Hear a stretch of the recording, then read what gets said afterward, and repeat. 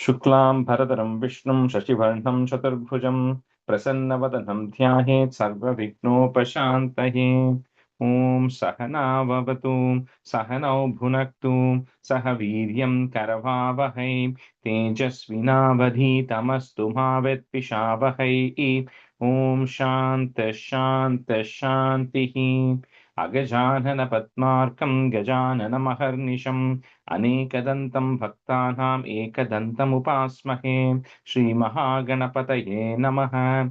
गुरवे सर्वलोकानां विषजे भवरोगिणां निधये सर्वविद्यानां श्रीदक्षिणामूर्तये नमः। अस्मद्गुरुचरणारविन्दाभ्यां नमः। वसुदेवसुतं देवं कंसचाणूरमर्दनं देवकी परमानन्दं कृष्णं वन्दे जगद्गुरुं। ज्ञानानन्दमयं देवं निर्मलस्फटिकाकृतिम् आधारं सर्वविद्यानां श्रीहयग्रीवमुपास्महे। श्रीहयग्रीवमूर्तये नमः।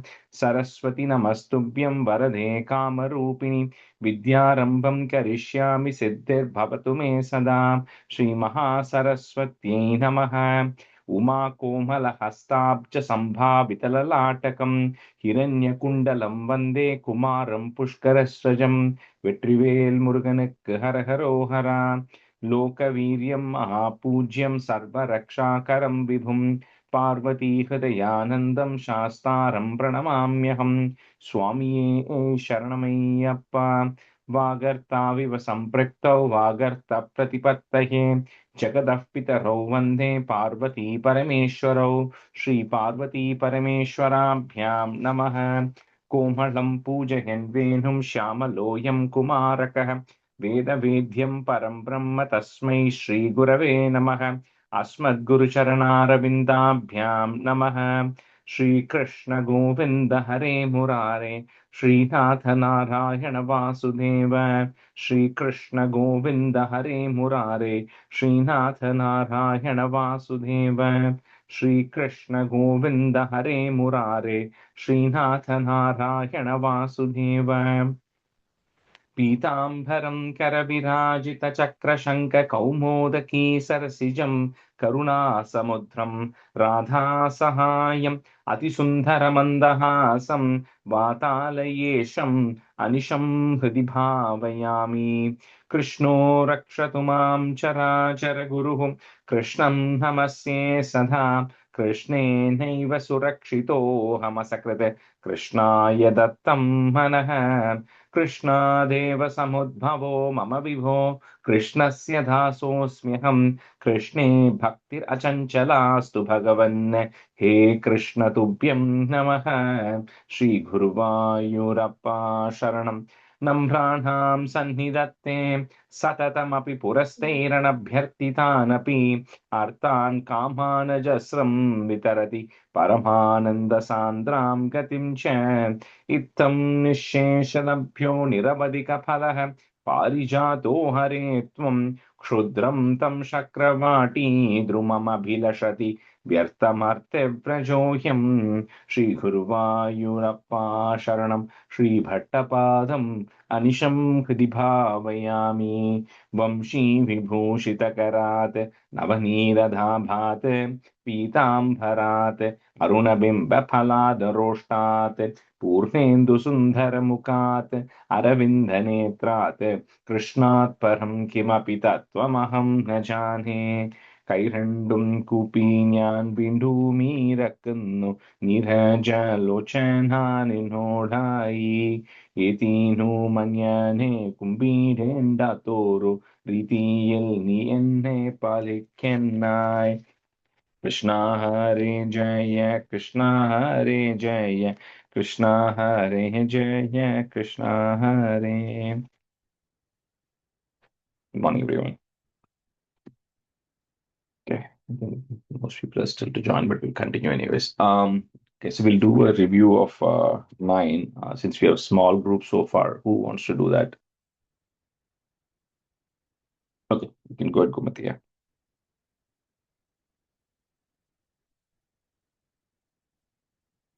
Oh, mute lip. Sorry, go ahead.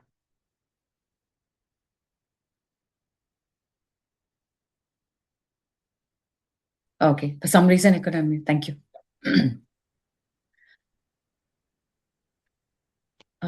கொஞ்சம் ஸ்டார்ட் பண்ணி கொடுக்குறீங்களா பரதேஷ்? ஸ்திதஸ்ஸ கமலோத்பவः தவ ஹினாபிபங்கே ருஹே. स्थितस्य कमलोद्भवः तव हि नाभिपङ्के रुहे कृतस्विदिदं बुधौ उदितमित्यनालोकयन् तदीक्षणकुतूहलात् प्रदितिशं विवृत्तनानः चतुर्वदनतामगात् विकसदष्टदृष्ट्यम्बुजाम् महार्णवविकूर्णितं कमलमेव तत् केवलं विलोक्य तदुपाश्रयं तव तनुं तु नालोकयन् क एष कमलोदरे महति निस्सहायो ह्ययं कुतस्विदिदम्बुजं समजनीति चिन्तामगात् अमुष्य हि Third line la after mahati come. Okay, kamalodare mahati and then come. Okay. क एष कमलोदरे महति. अमृष्य हि सरोरुहः किमपि कारणं सम्भवेत् इत्यस्म कृतनिश्चयः स खलु नालरन्ध्राद्वना स्वयोगबलविद्यया समवरूढवान् प्रौढतिः त्वदीयमतिमोहनं न तु कलेबरं दृष्टवान् ततः स खलनालिका विवरमार्गगोमार्गयन् प्रयस्य शतवत्सरं किमपि नैव सन्दृष्टवान् निवृत्य कमलोदरे सुकनशन्न एकाग्रतीः समाधिबलमाददे भवदनुग्रहाग्रही. Last word again. भवदनुग्रहैकाग्रही. शतेन परिवत्सरैः दृढसमाधिबन्धोल्लसत्प्रबोधविशक्तीकृतः स खलु पद्मिनी सम्भवः अदृष्टचरमद्भुतं तव हि रूपमन्ततृषा व्यचष्ट परितृष्टदिर्भुजा भोगभागश्रयम्. Sorry, the last and paritushtadhir bhujaga bhoga bhagashrayam. परितुष्टधीर्भुजगभोगभागाश्रयम् किरीटमुकुटोल्लसत् कटकहारकेयूरयुङ् मणिस्फुरितमेकलं सुपरिवीतपीताम्बरं कलाय कुसुमप्रभं कलतलोस्तत्कौस्तुभं वपुस्तधै भावये कमलजन्मने दर्शितम्. And the first line lo chinna correction. Kirita and the word kappa. Next after that, kirita makutollasat. Okay. Na mukutton sonnena? Yeah. It's makuta, yeah. Thank you.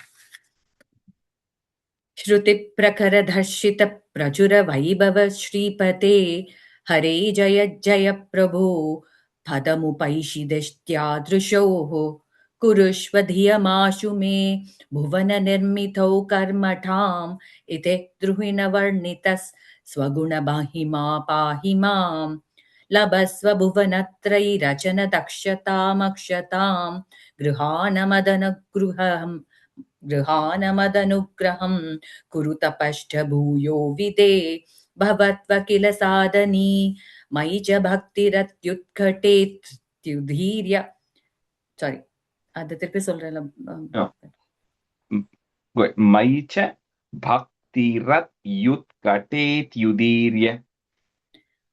मयि च भक्तिरत्युत्कटेत्युदीर्य गिरमाददाः मुदितचेतसंवेदसं शतं कृततपास्ततः स खलु दिव्यसंवत्सरान् अवाप्य च तपोबलं मतिबलं च पूर्वादिकम् उदीक्ष्य किल कम्पितं पयसि पङ्कजं वायुना भवद्वबलिविजृम्भितः पवनपातसीपीतवान्. Fourth line first word bhavat bala vijrambitah. भवत् बल तवैव कृपयाः पुनः पुरसिझेन तेनैव सह प्रकल्प्य भुवनत्रयीं प्रववृत्तप्राजानि निर्मितौ तथाविध कृपाबरो गुरुमरुत्पुरादीश्वर त्वमाशु परिपाहि मां गुरुदयोक्षितैरीक्षितैः. Shri Krishna, I Guru. Very good. And the first line after the Punaha, next word is Sarasijena. Okay, that's what I think you said per something there maybe, but yeah, Sarasijena. Thank you, Rajit. No worries. All right, so we'll continue with 10. I think we'll do from stanza 3. Sudha, you can be student first, and Geeta K, you can be student. Okay.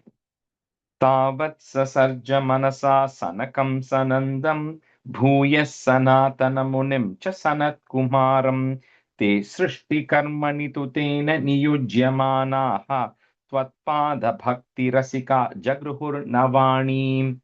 So we started seeing how the process of like actual creation outside of the core fundamental principles, the rest of the creation, how the process started, right? So it first starts with Brahma, who then starts to create. The first, he was creating the framework for everything to exist. So he had to create four fundamental things we saw, which was tamas, the ignorance, right? That we think that ignorance of our own identity. Then the second was moham, which was the illusion that we are this body, right? So that's the belief we all have, which is the moham that we have. Because of us thinking we are this body, the next step is mahamoham, which means we think of everything that is associated with us as ours, which was the mahamoham. Then the fourth one, that was thamishram, which was if everything around us which we associate to as ours, if any of that gets disturbed, that is something goes up or money goes down or relative goes down, then we start getting very upset about it, and out of that upset comes anger. So that is thamishram. And then there is andhathamishram, which is just extreme anger, right, or resulting in equivalent to like a death, the end of it, right? So he creates the four fundamental principles, because without that, all the souls are going to think I am part of the universal consciousness, and there's nothing, no life that is going to be there. So when he creates those things, of course, he's also not happy with that, because it is all negative things for people to exist, being to exist, right? So he has to also give techniques by which people can overcome that. So he's also going to give the counterbalance, the other side of it. So for that, he creates four fundamental philosophies, right? One is the science of understanding all these material conditions, called as Sankhya. We're going to see that in Dashakam 14 and 15 as part of Kapila Avataram. So, which is kind of understanding technically how do you overcome all of these things, right? So, really scientifically, how do you overcome that? Then the second is everything related to yoga. Yoga means root word is huge, like we saw in Dashakam 4, Ashtanga Yoga. So, all the principles related to attaining liberation through yoga. Then the third is vairagyam, which is a detachment, because detaching yourself from everything will also lead to liberation. That is the other one. And four is all the tapas and the austerities, everything one can perform. So he creates the other frameworks by which you can overcome all of these things. Then he creates four main sages who are the first to come out of Brahma.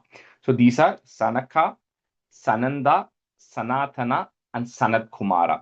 They are commonly referred to as the Sanat Kumaras. Although Sanat Kumara is one of the fourth one as well. It doesn't necessarily mean that it is 1, 2, 3, 4. The four are equal, but it is, they are all coming out at the same time.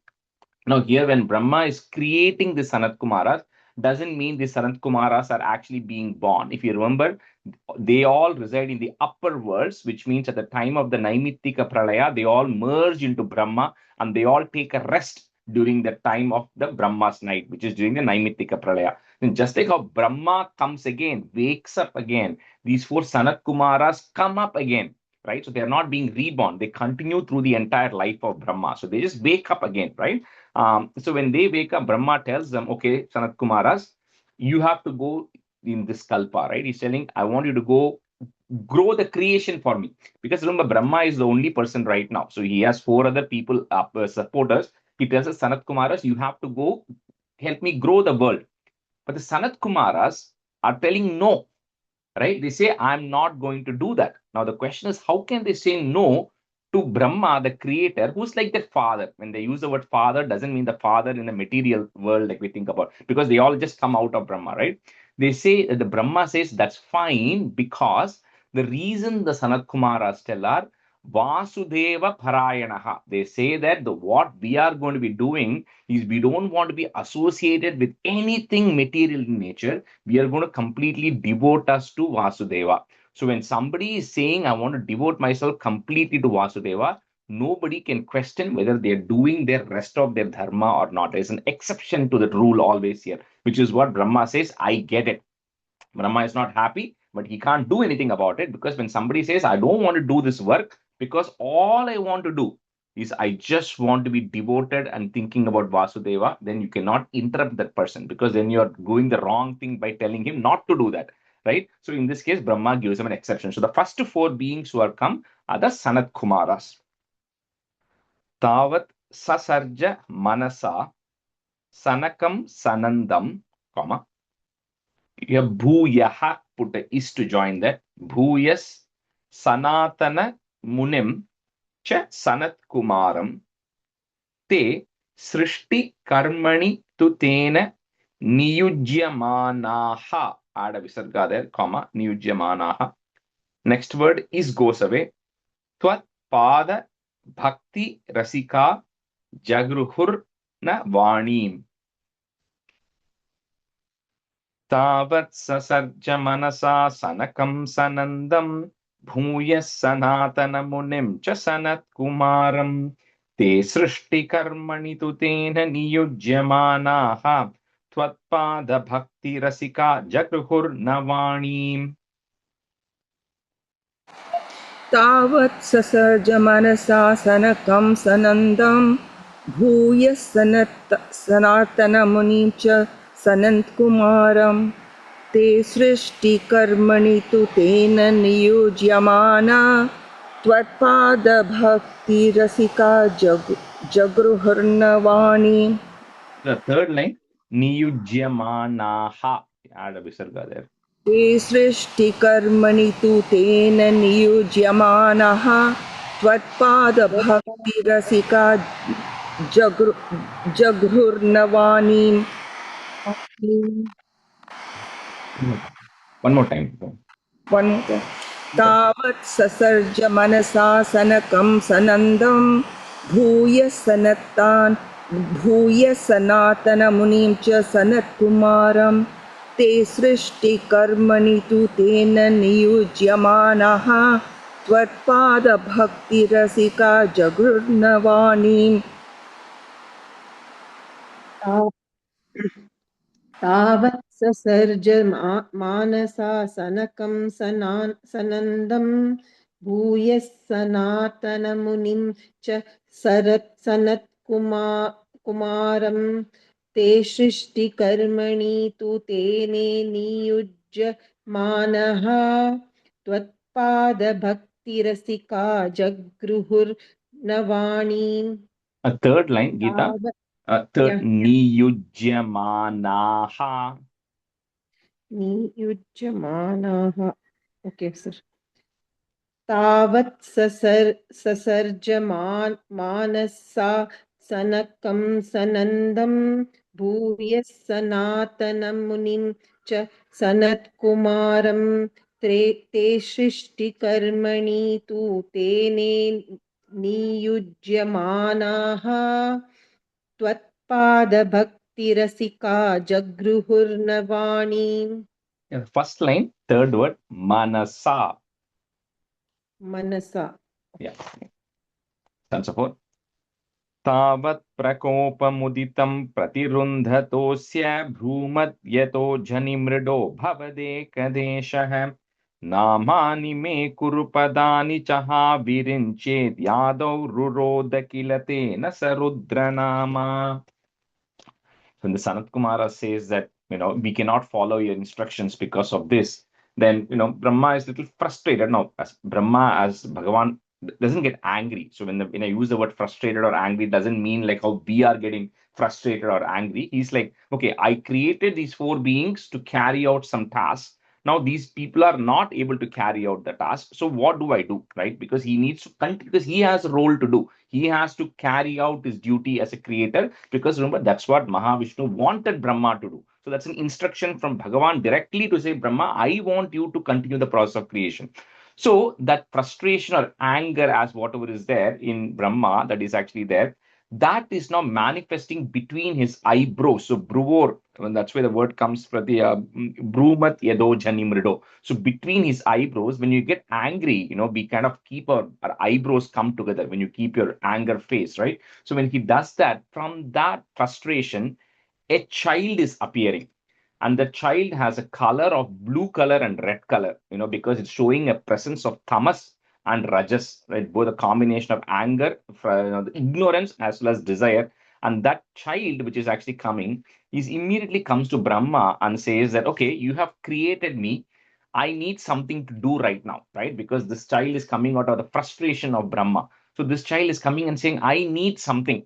So because the child cried, which is the word rud, is to cry in Sanskrit, that child is called as Rudra. Now I'll explain who Rudra is in the next stanza, but for now, the child is coming in and saying that I need some work to do because you have created me, and because it is asking for work or crying for work, that child's name is Rudra. Tavat prakopam uditam pratirundhatosya, then put a plus. So we're going to say the two lines together. Pratirundhatosya bhrumat yatojani mrido bhavadeka deshaha. So that so the original name is Mrida. That then is being, because that Mrida cries or howls for it, is called as Rudra. Mrido bhavadeka deshaha. Namani me kuru padani cha ha. Then you have to put again a plus at the end of that line. Birinchet Yadav. So very similar to how we did in the 10th Dasakam, one stanza came like that. So ha Birinchet Yadav Ruroda Kila Tena Sa Rudra Nama. Tavat prakopamuditam pratirundhatosya bhrumatyeto janimrido bhavadekadeshah. नामानि मे कुरु पदानि च हा विरिञ्चेद्यादौ रुरोद किल तेन स रुद्रनामा. तावत् प्रकोपमुदितं प्रतिरुन्धतोऽस्य भ्रूमध्यतो जनिमृदो भवदेकदेशः नामानि मे कुरु पदानि च हा विरिञ्चेति आदौ रुरोद किल तेन स रुद्रनामा. And the third line, Virincheti and Adau get joined together as a sandhi. So it becomes Virincheti Yadav. Okay. तावत् प्रकोपमुदितं प्रतिरुन्धतोऽस्य भ्रूमध्युतो निजनिमृदो भवदेकदेशः नामानि मे कुरु पदानि च हा विरिञ्चेति यादो रुरोद किल तेन स रुद्रनामा. Again, I understood on the word Virincheti Yadav. So I just typed it in English. So the Virincheti and Adav becomes Virincheti Yadav. विरिञ्चेति यादो. Okay. Virinchet Yadav. विरिञ्चेति यादो. Okay. तावत् I think you प्रकोप. did two times. Two times, Mr. Sorry. You did two times, I said. तावत् प्रकोपमुदितं प्रतिरुन्धतोऽस्य भ्रूमध्यतो जनिमृडो भवेदकादेशः नामानि मे कुरु पदानि च हा विरिञ्चेत्यादो रुरोडोखिल तेन स रुद्रनामा. Second line, last word. Bhavadeka Deshaha. भवदेकदेशः. Okay sir. तावत् प्रकोपमुदितं प्रतिरुन्धतोऽस्य भ्रूमध्यतो जनिमृडो भवदेकदेशः नामानि मे कुरु पदानि च हा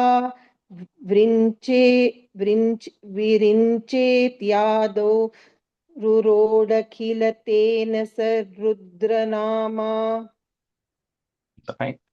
एकादशाह्वयतया च विभिन्नरूपं रुद्रं विधाय दयिता वनिताश्च दत्त्वा तावन्त्यदत्त च पदानि भवत्प्रणुन्नः प्राह प्रजाभिरचनाय च सादरं तम्.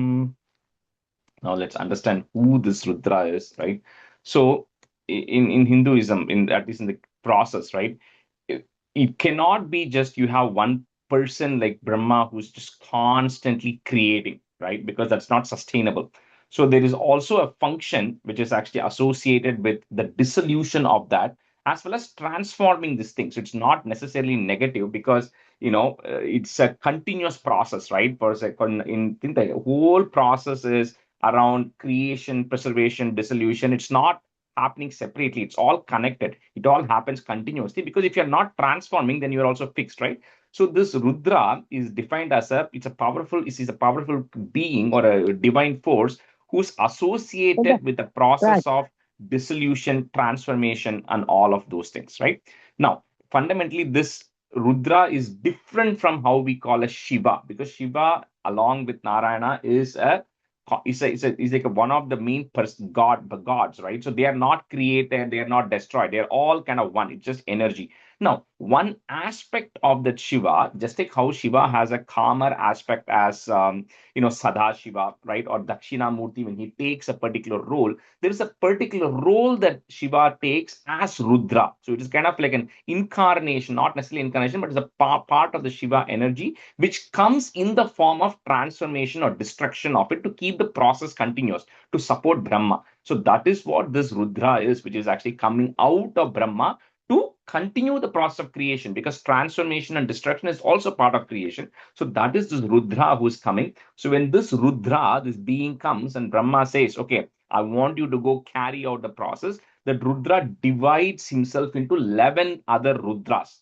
So that's why there are 11 Rudras who are there, and all those, each of them has a particular function. So they all are going to be helping Brahma to continue the process of creation. So that's what, then this goes for one more stanza, but I'll tell it there. So this one, that Rudra splits himself or itself into 11 other Rudras who then continue with the process of creation.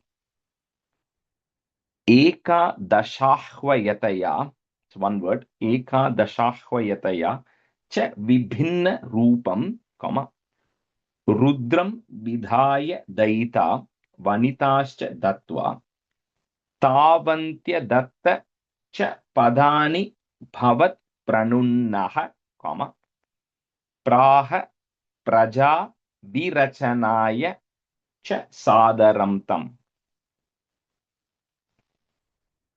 एकादशाह्वयतया च विभिन्नरूपं रुद्रं विधाय दयिता वनिताश्च दत्त्वा तावन्त्यदत्त च पदानि भवत्प्रणुन्नः प्राह प्रजा विरचनाय च सादरं तम्.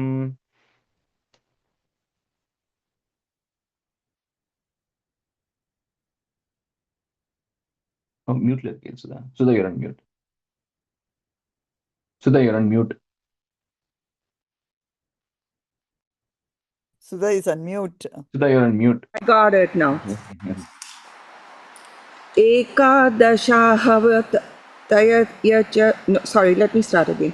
Ekadashavayataya cha vibhina rupam rudram vidhaya dayita vanitasya dattva tavantya cha padani bhavat pranonaha praha praja viracha naya cha sadaram tam.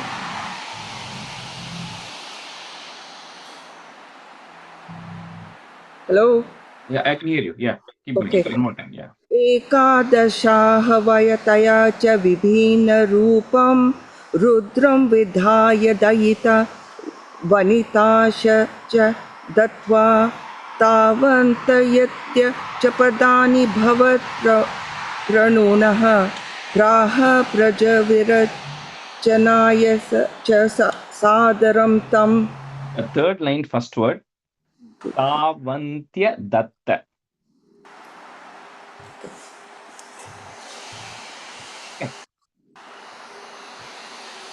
Can you mute after you say? Because I'm hearing some background noise. Yeah. Go ahead, Geeta. एकादशावयतया च विभिन्नरूपं रुद्रं विदाय दयिता वनिताश्च दत्त्वा दत्ता च पदानि भवत्प्रणुन्नः प्राहा प्रजा विरचनया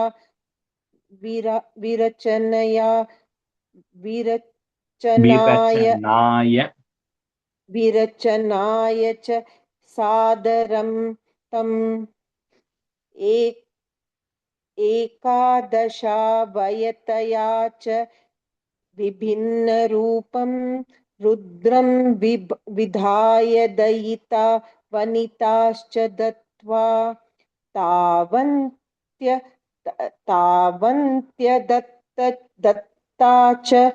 दत्ता च पदानि भवत्प्रणुन्नः प्राहा प्रजा विरचनाय च सादरं तम्. Yeah, third line, first word. Tavantya datta. I think you're saying datta is just datta. Okay. Datta. Okay. Yeah. Tavantya datta. Okay, sir.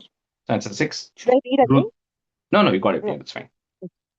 रुद्राभिसृष्ट भयदाकृति रुद्रसंग सम्पूर्यमान भुवनत्रय भीतचेताः मामा प्रजासृज तपश्चर मङ्गलायेत्याचष्टतं कमलभूर्भवदीरितात्मा. So this 11 Rudras who form from that one Rudra. So, they, like I said, they all are filled with a lot of anger and tamas, and because that's why the blue and red, the indication was filled with rajas and tamas. So the destructive energy, right? That's what it is. But that is important. It's transformation. Transformation itself means change, right? So the destructive energy became, now for the universe to exist, there has to be a balance between creation and destruction. If only creation is happening and no destruction is happening or no transformation is happening, then it's just going to be stuck in one place. But if it's too much destruction also, there is a problem. So there's a balance of creation and destruction or transformation that needs to happen. But what these Rudras are doing when they go about creating those destructive forces, it was becoming exceeding the creative forces that Brahma is doing. So Brahma is saying, Mama Praja, he says, what you are doing, O Rudras, is not balanced with the way I am creating, because he doesn't have enough people to create yet, right? So he says what you have to do is you have to go and just going through a structured approach of things here, right? It is just saying that nothing happens by magic. Everything happens in a very defined framework, right? So he says you have to go through a little bit of like how Brahma went through. He says you have to go through some penance so that even the destructive forces or transformation has to happen in a structured manner. It cannot happen in a haphazard, random manner that things are out of control. So that's why he says, Mama Praja. He says, all of you stop, don't do anything more. Take a break, take a step back, kind of go do tapas or rudras. And after you do the tapas, you will be guided with how to do the right level of transformation or destruction of it so the cycle can continue. So with that, he puts them on a pause to this Rudras and say, you go, meditate, get more knowledge before you can actually continue the process of the next process to support me. Rudrabhisrishta Bhayadakriti Rudra Sangha put a plus Sampurya Mana Bhuvana Traya Bhita Chetaha. So those two lines together. Ma Prajaha, put a is to join, Prajas, Sruja, Tapaschara, again put a plus at the end of this third line also, because third line last word, fourth line first word will come together. Mangalayeti achashta. So in case you have Mangalayeti achashta as two different words, it's just Sandhi that is going to get joined. Mangalayeti achashta tam Kamalabhur Bhavadiritatma. Okay, so the first two lines are together, third and fourth lines are together. Rudra Bhisrishta Bhayadakriti Rudra Sanga Sampuryamana Bhuvana Traya Bhita Chetaha mama प्रजासुज तपश्चरमङ्गलायेत्याचष्टतं कमलभूर्भवदीरितात्मा.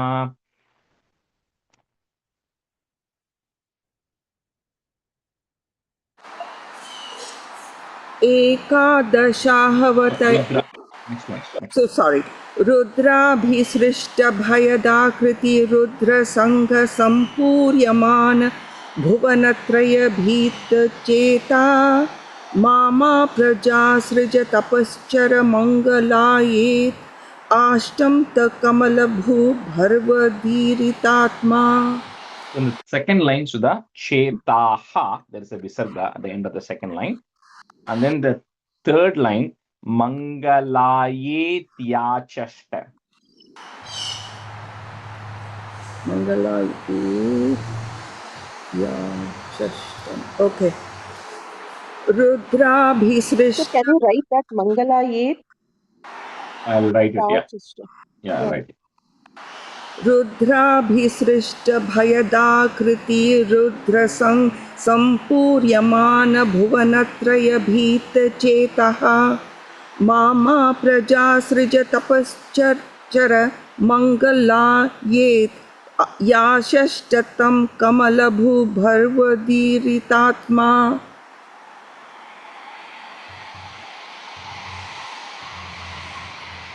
Yeah, it's fine. You got it. रुद्राभिशिष्टभयदाकृति रुद्रसङ्घ सम्पूर्यमान भुवनत्रयभीतचेताः मामा प्रजासृज तपश्चर मङ्गलायेति मङ्गलायेत्याचष्टा तं कमलाभूर्भवदीरितात्मा. That last word, Kamala.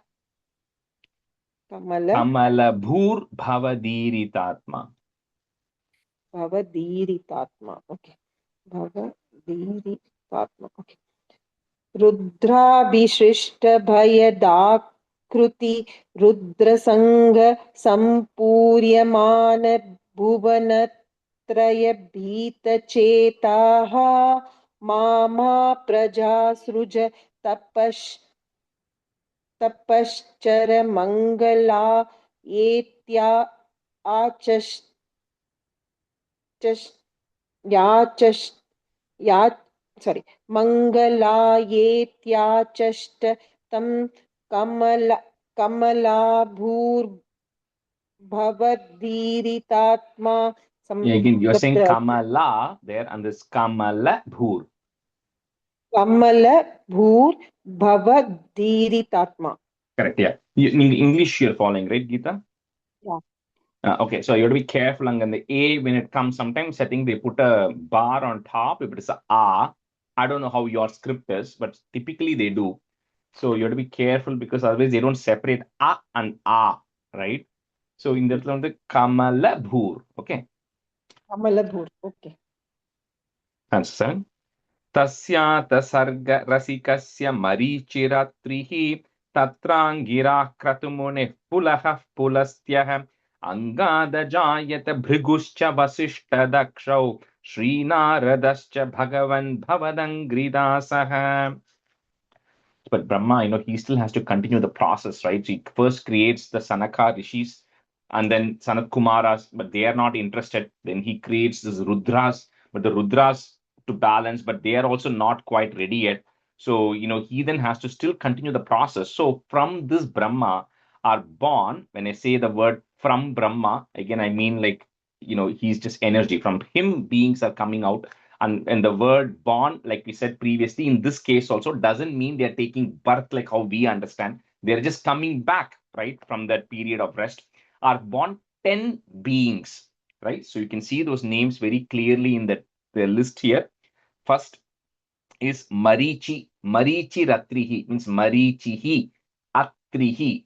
So Marichi, Atri, Angirasa, Angiraha, Kratumuni, Pulaha, Pulastya, Brigu, Vasishta, Daksha, and Narada. So these are the 10 beings who are actually now next getting formed. So this is literally the sequence of how people are coming out at the end of the beginning of the day of Brahma.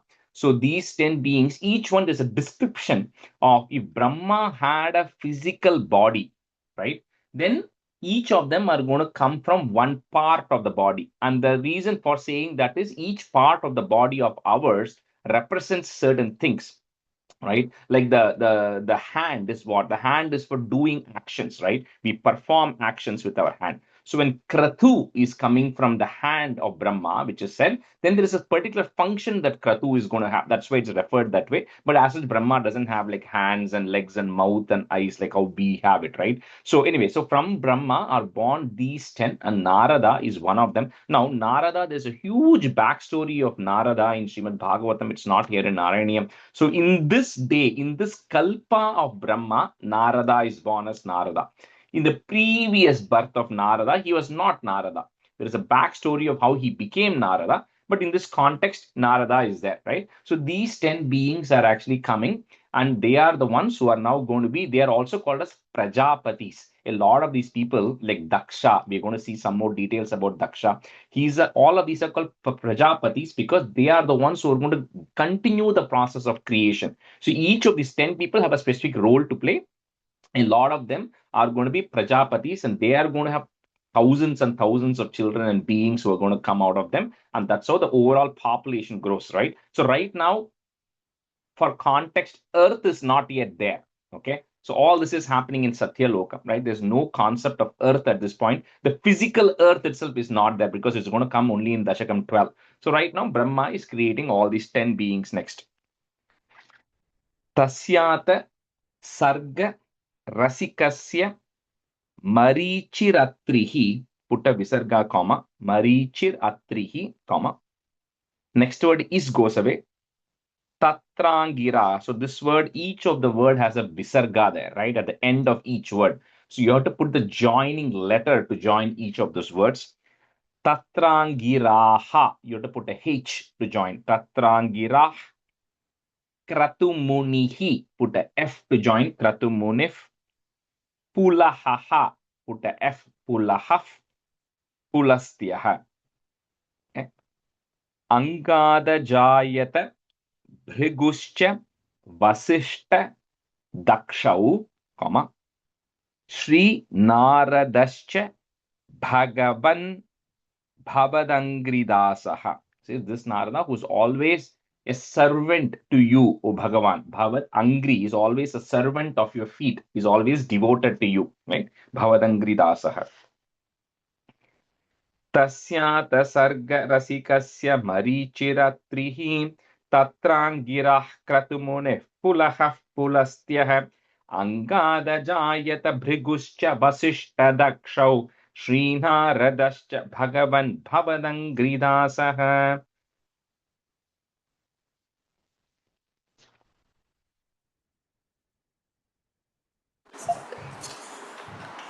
तस्यात सर्गरसिकस्य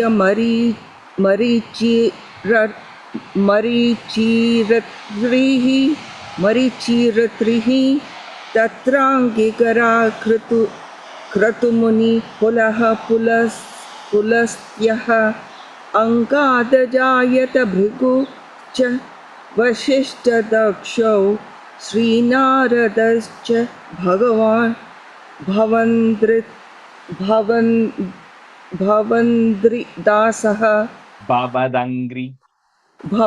भवदङ्ग्रिदासः.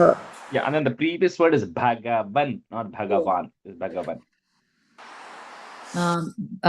Rajesh, anga Bhagavan கொடுத்திருக்கீங்க. So you are saying change it to Bhagavan because Bhagavan is oh Lord. So it's actually in Sanskrit you can write the word anywhere you want. It will take the position depending on how it is written. So here Bhagavan, it starts with oh Lord. This Narada is your servant, servant of your feet. So तस्यात सर्गरसिकस्य मरीचिरत्रिः तात्रङ्गिरः क्रतुमुनि पुलस्त्यः अङ्गादजायत भृगुश्च Vasishtha वसिष्ठदक्षौ श्रीनारदश्च भवन्त्रिदासः Bhavadangri. भवदङ्घ्रिदासः.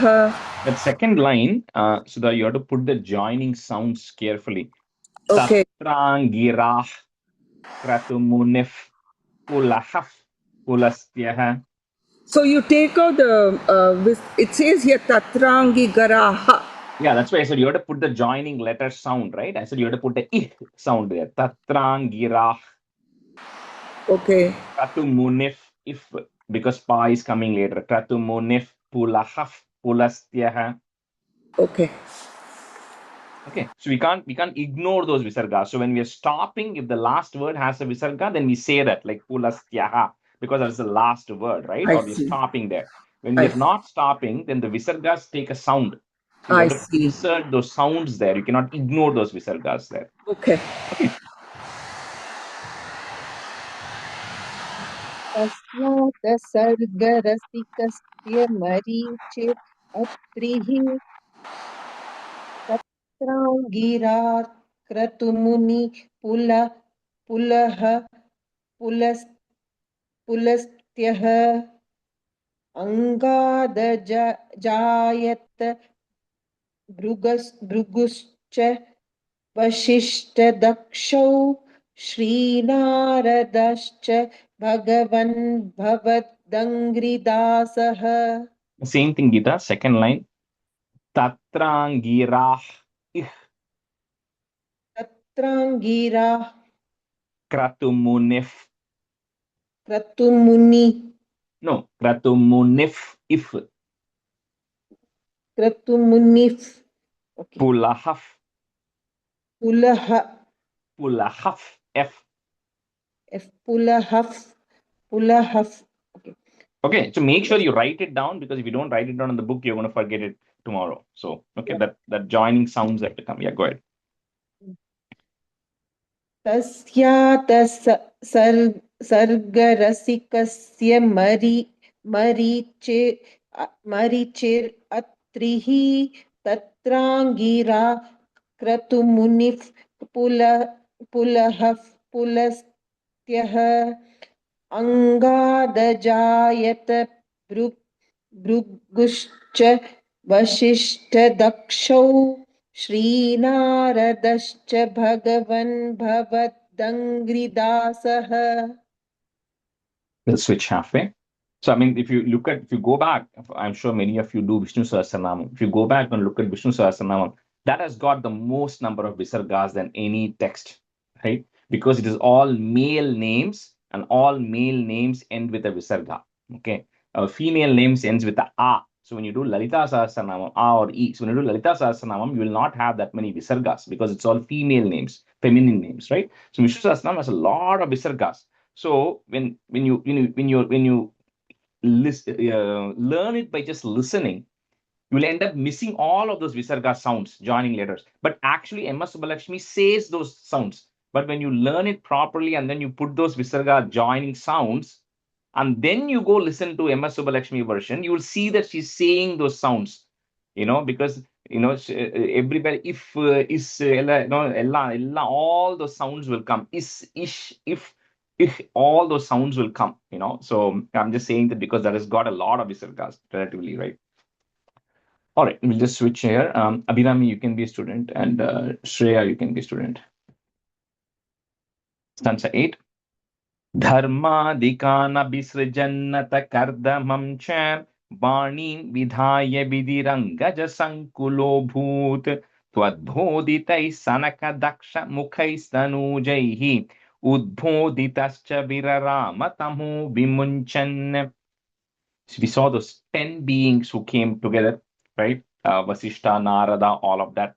The next, when Brahma continues, the next set of beings who are coming are Dharma Deva and a sage called Kardama. We're going to see a lot about Kardama in Dashakam 14 and 15. Kardama is going to marry somebody called Devahuti. To him, Bhagavan is going to appear as Kapila, as one of the incarnations. There's a Kapilopakyanam, which is going to come in 14 and 15. So this and Kardama is coming. Then another manifestation which is coming from Brahma is somebody called as Vak. Okay, this Vak is representing is a personification of knowledge.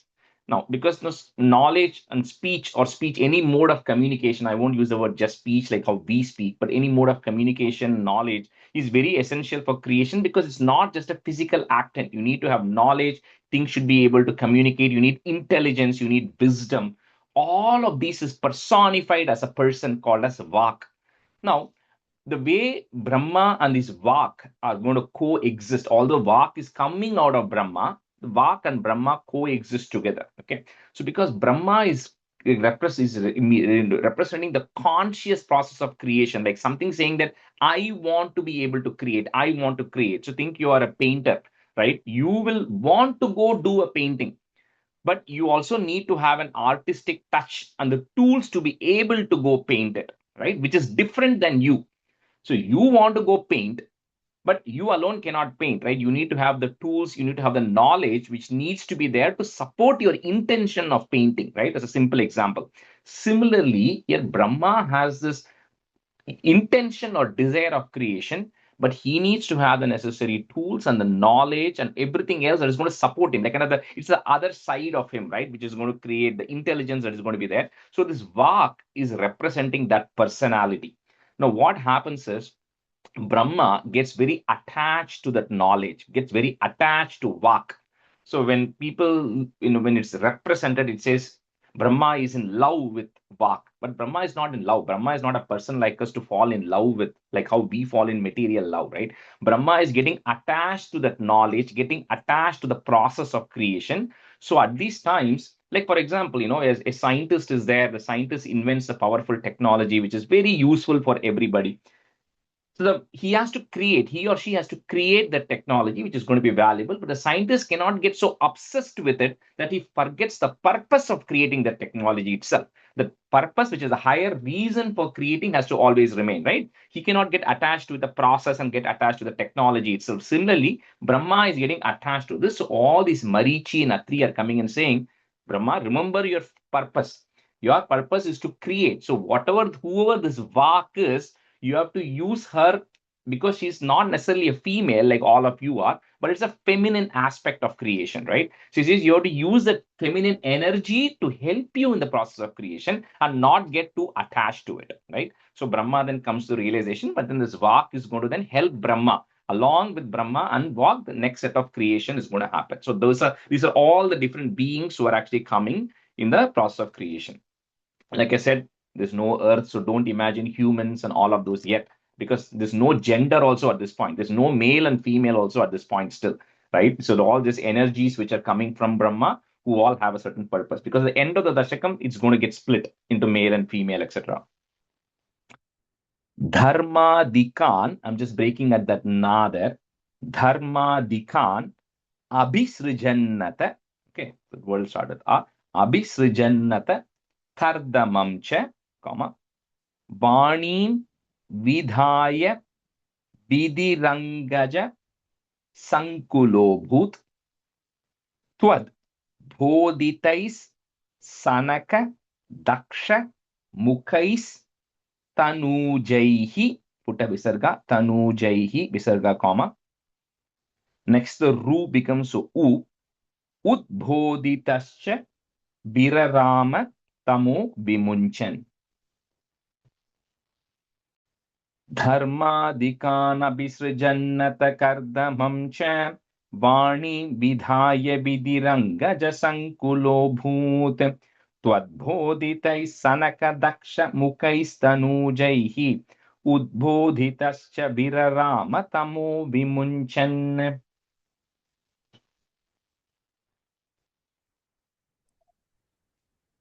धर्मादिकानपि जन्नत कर्दमं च वाणीं विदाय विधिरङ्गज सङ्गुलोऽभूत् त्वद्बोधितैश्च सनकदक्ष मुखैस्तनुजैः उद्बोधितश्च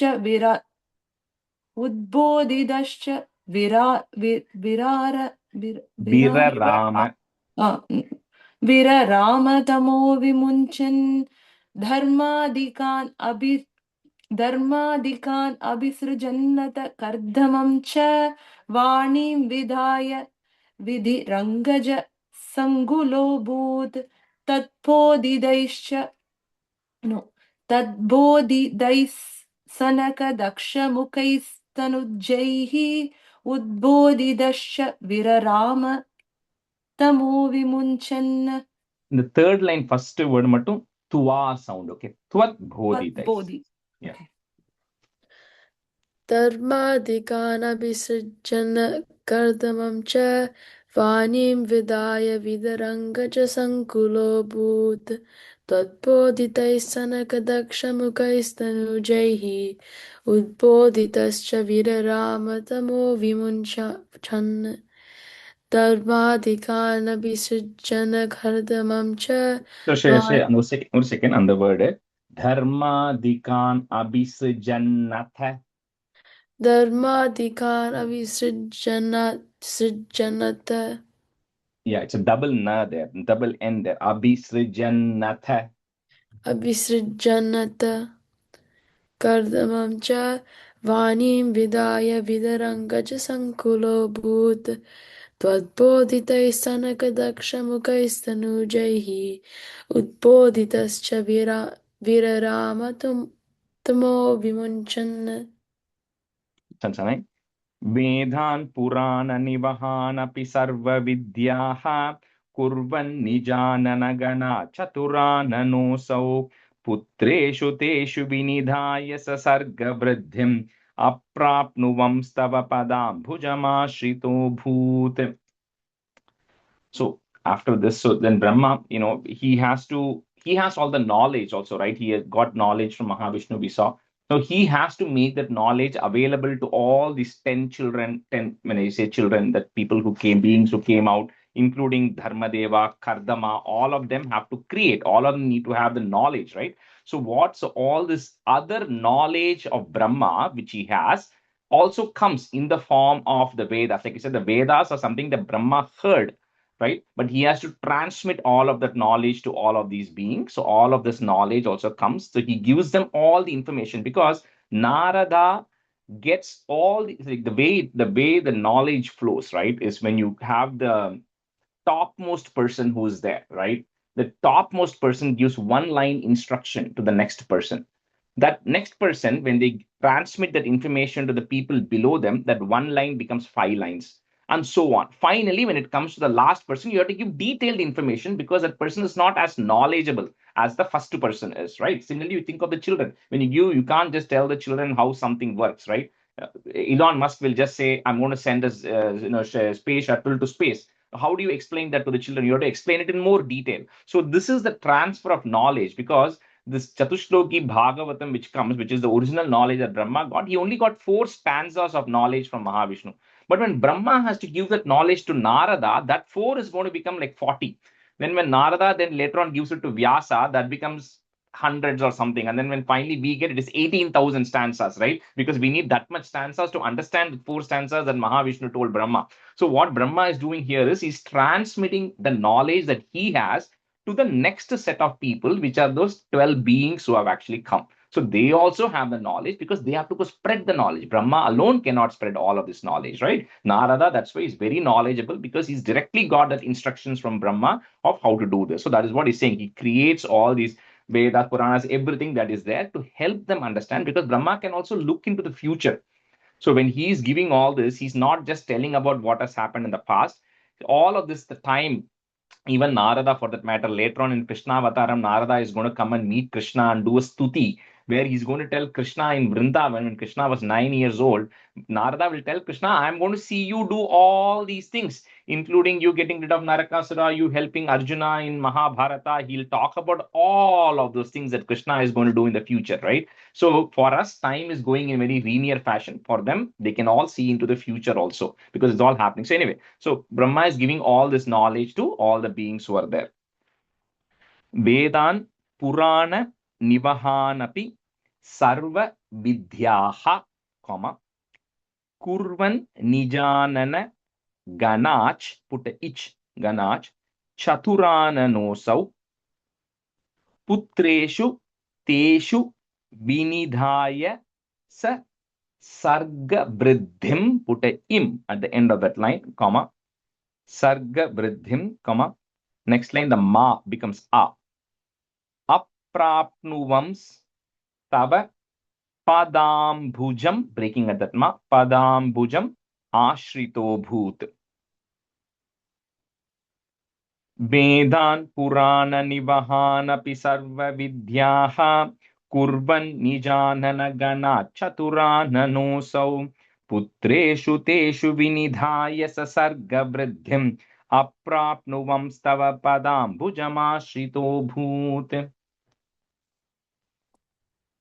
वेदान् पुराणनिवहानपि सर्वविद्याः कुर्वन्निजाननगणाश्चतुराननोऽसौ पुत्रेषु तेषु विनिधाय ससर्गवृद्धिम् अप्राप्नुवं सत्त्वपदाम्बुजम् आश्रितोऽभूत् Fourth line, वेदान् first word. Fourth line, first word.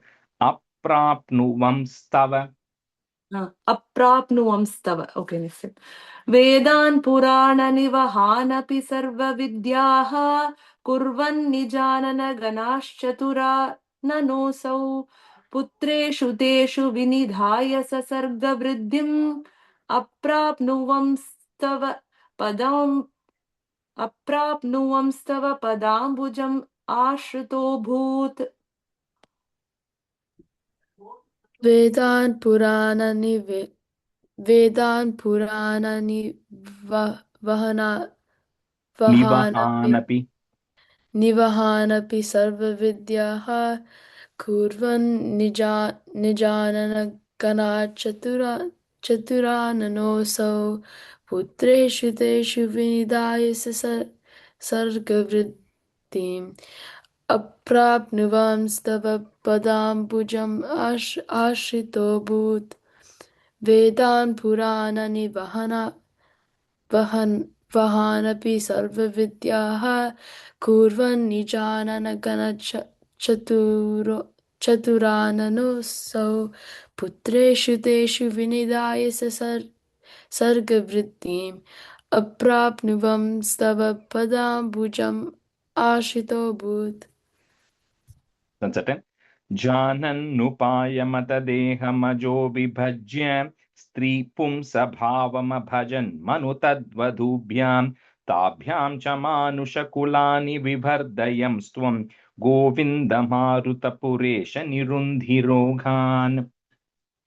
So Brahma then, he realizes that, okay, I've created like my executive team, my leadership team in a company, which is all those 10, 12 people he has created. He has to also create people who will actually do the work also, right? I mean, these people are also going to do the work, but you also need more worker people. So the next level, like we said, that Brahma's day of Kalpa is divided into 14 Manus who rule the one day of Brahma, each Manu having 71 Chaturyugas.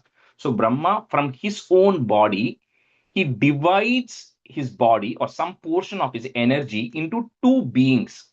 One is the male version, one is a female version, because he knows that, Hinduism is very, very scientific. There's nothing magic in Hinduism. Everything is explained very structurally. So he says that I can't just keep creating more beings out of my own energy. I need a scientific process by which people are going to be born, right? So the way that is going to happen is I need to create a male, I need to create a female, and I need to have a way by which creation can happen. So he then creates two beings. He splits his body, a portion of his energy, into two. One is called as Manu, who is the first male who actually comes up. This is the Manu who is going to come and rule over for the first 71 Chaturyugas, first Manu who is coming. He then has a female counterpart called a Shatarupa.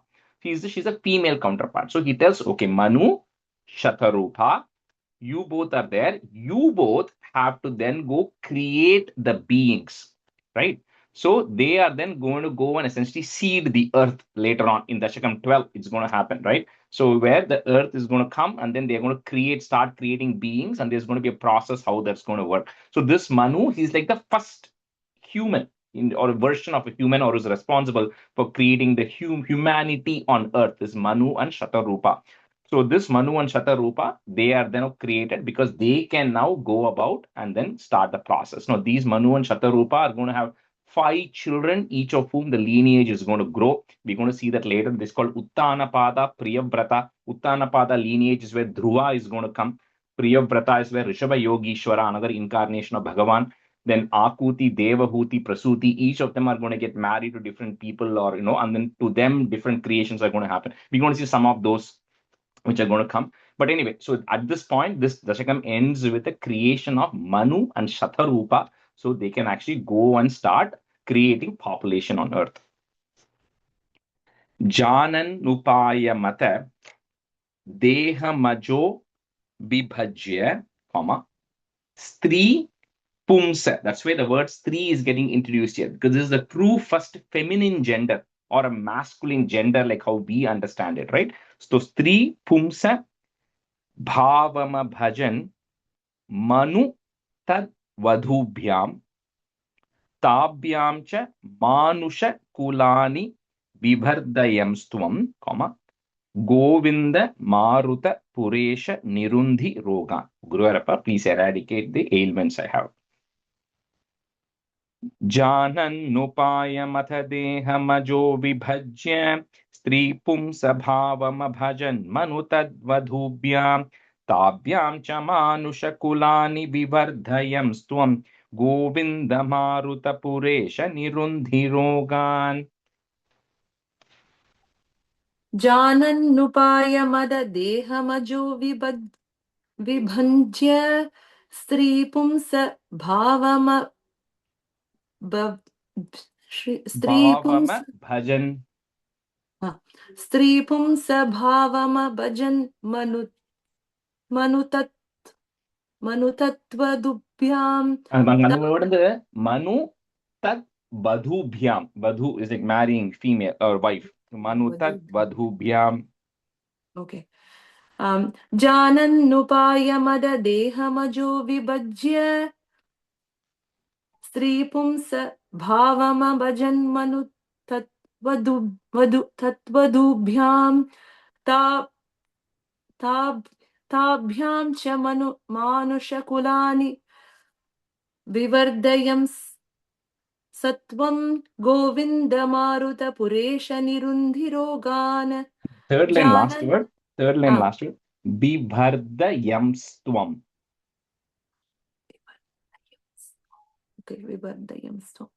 Janan Nupaya Mada Deha Majo Vibhajya Stri Pumsa Bhavama Bhajan Manu Tat Vadhubhyam Tabhyam cha Manusha Kulani Vivardhayam Svam Govinda Maruta Puresha Nirundi Rogan.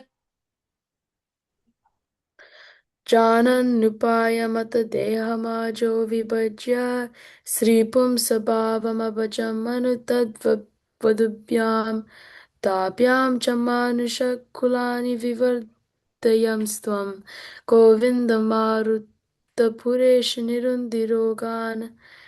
Janan Nupaya Mata Deha Majo Vibhajya Sri Pumsa Bhavama Bhajam Manutad Vadubhyam Tabhyam cha Manusha Kulani Vivardayam Stvam Govinda Maruta Puresha Nirundi Rogan. So yeah, the first line, the second word, Deha Majo. Deha Majo Vibhajya. Yeah. Shri Krishnaya Parabrahmane Namaha. Okay, we'll do a few stanzas of Dashakam 11. So from now on, it is all going to be just stories. So it'll be very easy to understand what is happening, right? Not concepts, right? So stanza 1. क्रमेण सर्गे परिवर्धमाने कदापि दिव्यासनकादयस्ते भवद्विलोकाय विकुण्ठलोकं प्रपेदिरे मारुतमन्दिरेश. So with this, the Manu, Shatarupa who are created, they are going to continue the process of creation. Right? That's going to happen. That's going to, for a moment, put a pause on that. Right? We'll continue, start that in 12, Dashakam 12. So these 4 rishis, Sanaka, Sananda, Sanatana, Sanat Kumara, who are there, who all came from the Manasa Putras of Brahma, which means they came from the mind of Brahma. They have the intellect of Brahma, right? They have, like I said, they don't have any physical body. They can take any body shape they want, right? Now they have the opportunity or ability to travel anywhere they want within this Brahmandam. Like we saw the Brahmandam, 14 different worlds. They can go anywhere they want. They are going to come to earth later to meet a few rishis and rajas and everybody. So they can go anywhere they want. And they don't have any desire, because if you remember what they said, they were Vasudeva Parayanaha. The only thing they want to do is just meditate and worship Vasudeva. That's all they want. They don't have any other intention. But they also have some desires. And the desire is very devotional desire. So they once desired that, while we have all the knowledge, we have everything, we want to go get a darshan of Bhagavan in Vaikuntham. Now, this Vaikuntham, like I said, the Vaikuntham which Brahma saw in Dasakam 5 is outside of this Brahmandam. You can't go there, right? Once you go there, like I said, it's a one-way ticket. You can't go there, right? But within this universe, there is another Vaikuntham, which is like we say Kir Tirupati, right? So if you cannot go up to Tirupati, there's a replica of Tirupati in Chennai, right? So you can go there and you'll have the same Balaji, kind of Balaji there. Similarly, there's a version of Vaikuntham within this Brahmandam where Mahavishnu resides. And that Mahavishnu is the responsible for this universe's sustenance. So this which is very similar to the other Vaikuntham. So here the Sanaka rishis one day decide that we want to go there, and then we want to go get a darshan of Bhagavan, right? So they all go, but they are all like small children. They appear like small children, 5 or 6-year-old boys. That's how their appearance is, right? Doesn't mean they're like boys like how we are, but they look like 5 or 6-year-old boys. That is the form they have, and they can go anywhere they want. So anyway, they do all that. They come to Vaikuntham. Kramena sarge parivardhamane, comma, Kadapi divyaha, put is divyas, sanakadayaste, bhavat vilokaya vikuntha lokam, comma, prapedire maruta mandiresha. Kramena sarge parivardhamane, kadapi divyas sanakadayaste, bhavat vilokaya vikuntha lokam, Prapedide Maruta Mandiresha. क्रमेण सर्गे परिवर्धमाने गदापि दिव्या सनगादयस्ते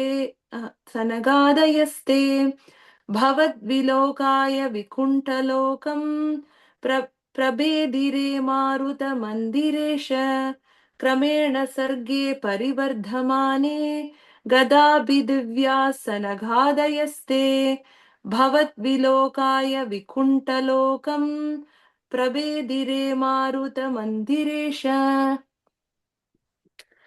क्रमेण सर्गे परिवर्तमाने कदापि दिव्याः सनकादयस्ते भवद्विलोकाय विकुन्तलोकं प्रपेदिरे मारुतमन्दिरेश. Okay, on the third line, that sound is a tha. Vikuntha Lokam. विकुण्ठलोकं Yeah.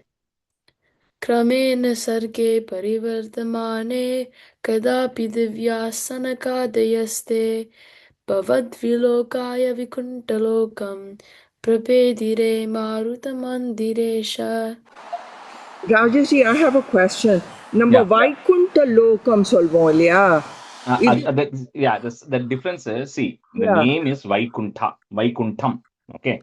But in Sanskrit, you don't say, when you say, like in Tamil, on the, you reached Vaikuntham, you say, right?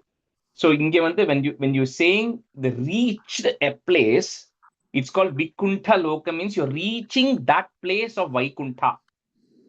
Okay, so on the prepositions and all that we put, right, in, on, off, all of that, instead of writing it as a separate word and then writing that, it's just joined and it becomes a word. So that way, that's the advantage. I can put that anywhere I want in the sentence. The meaning is not going to change, because the moment they say Vikuntha, it means I'm reaching a particular place. Okay. So that's why the word is Vikuntha. But the place is Vaikuntham only. Okay. Stanza 2. Manogyanaiश्रेयसकाननाद्यैः अनेकवापि मणिमन्दिरैश्च अनोपमं तं भवतो निकेतं मुनीश्वराः प्रापुरतीतकक्ष्याः.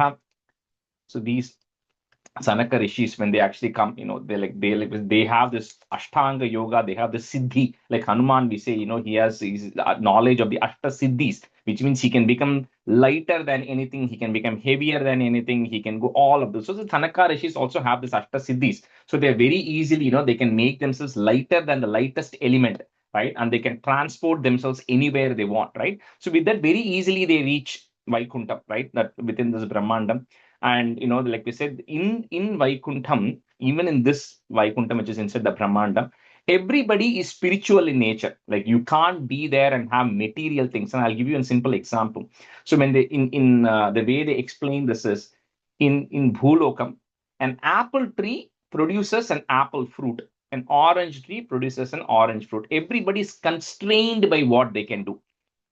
The beings which are in Vaikuntham are not constrained by this material things. They can be whatever they want. Like if you end up reaching Vaikuntham tomorrow in this world Vaikuntham, you can become an apple tree, and you can produce orange in return. Like there's no restrictions. You're not bound by the material energy that we are all bound with, right? So they when they reach there, there's a big beautiful place in Vaikuntham that's called as a Naishreyasa. That's the word, but the word it will show up here. It will be written as Naishreyasa Manognya Naishreyasa Kananadhyehi. So the Naishreyasa is called as the garden in Vaikuntham. Now, like when I say garden, you cannot imagine like the garden we have here, right? With everything, because it's Vaikuntham, it's different. But that's a place which is very beautiful, very pretty place. But the Sanaka rishis, they don't care about all of those things, right? Because for them, they don't care about physical things, they don't care about any of the material things, right? So while they walk through the Vaikuntham, when they are going into Vaikuntham, it's very beautiful, very pretty. But the Sanakas don't care about it. They are very determined in what they want. Is they want to get a darshan of Bhagavan, and that's all they care about, and they go in there. Manognya Naishreyasa Kananadhyehi. Put a visarga comma. Next word Ra becomes A. Aneka Vapi Mani Mandiraischa Anopamam Tam Bhavato Niketam, comma. Munishwaraha. Put a F. Munishwarah Prapuratita Kakshyaha. That's one word cannot break it. So they say that they crossed 6 doors. Now I will tell you what those doors are. What is the 7th door? All of that in the next class, in the next stanza, because we'll end after this stanza today.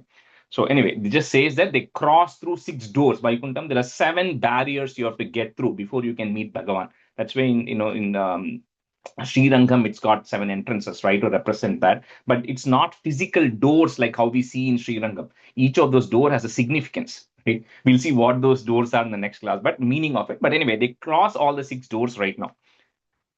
Manognya Naishreyaskananadhyehi Anekavapi Manimandiraischa Anopamam Tam Bhavato Niketam Munishwarah Prapuratita Kakshyaha.